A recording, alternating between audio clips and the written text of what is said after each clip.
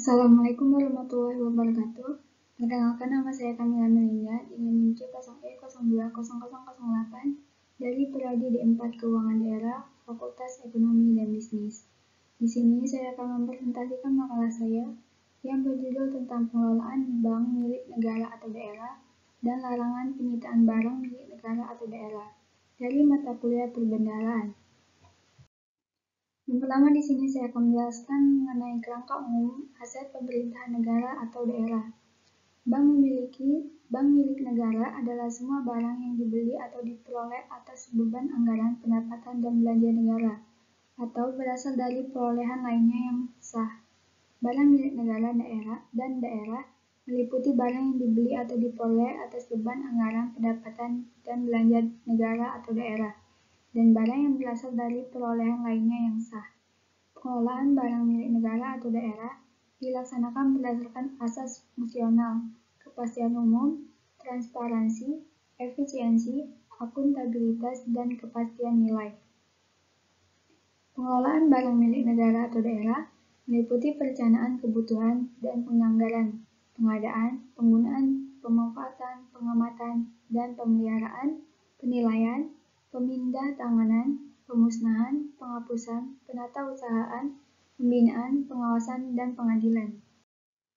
Selanjutnya mengenai aset negara.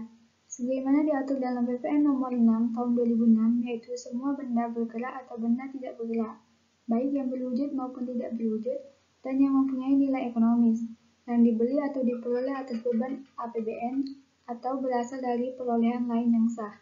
Aset negara dalam pengertian yuridis normatif adalah semua barang yang dibeli atau diperoleh atas beban anggaran pendapatan dan belanja negara, atau berasal dari perolehan lainnya yang sah, seperti hibah atau sumbangan, pelaksanaan dari perjanjian atau kontrak, dan ketentuan undang-undang. Selanjutnya, aset daerah. Aset daerah banyak macamnya, dan menurut peraturan pemerintah, aset pemerintah termasuk aset daerah terdiri atas 6 golongan, serta aset lainnya. Yang pertama, golongan tanah, kedua, golongan peralatan dan mesin, ketiga, golongan gedung dan bangunan, keempat, golongan jalan, irigasi dan jaringan, kelima, golongan aset tempat lainnya, keenam, golongan konstruksi dalam pengerjaan, dan yang terakhir, golongan aset lainnya. Selanjutnya, pejabat pengelola barang milik negara atau daerah. Pasal 4 ayat 1 dan Pasal 6 ayat 1 Undang-Undang Nomor 1 Tahun 2004 menetapkan bahwa Menteri atau pimpinan lembaga atau Kepala Satuan Kerja Perangkat Daerah adalah pengguna barang bagi Kementerian Negara atau lembaga atau suatu kerja perangkat daerah yang dipimpinnya. Dalam peraturan pemerintah ini, diatur pejabat yang melakukan pengelolaan barang milik negara atau daerah. Dalam pengelolaan barang milik negara, Menteri Keuangan adalah pengelola barang, Menteri atau pimpinan lembaga adalah pengguna barang, dan Kepala Kantor Satuan Kerja adalah kuasa penggunaan barang.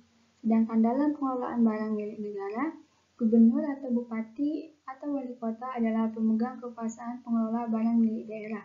Sekretaris daerah adalah pengelola barang dan Kepala Satuan Kerja perangkat daerah adalah pengguna barang.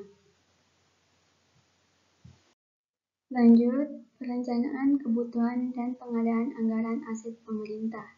Perencanaan kebutuhan barang milik negara atau daerah harus mampu menghubungkan antara ketersediaan barang sebagai hasil dari pengadaan yang telah lalu dengan keadaan yang sedang berjalan, sebagai dasar tindakan yang akan datang dalam rangka pencapaian efisiensi dan efektivitas pengelolaan barang milik negara atau daerah.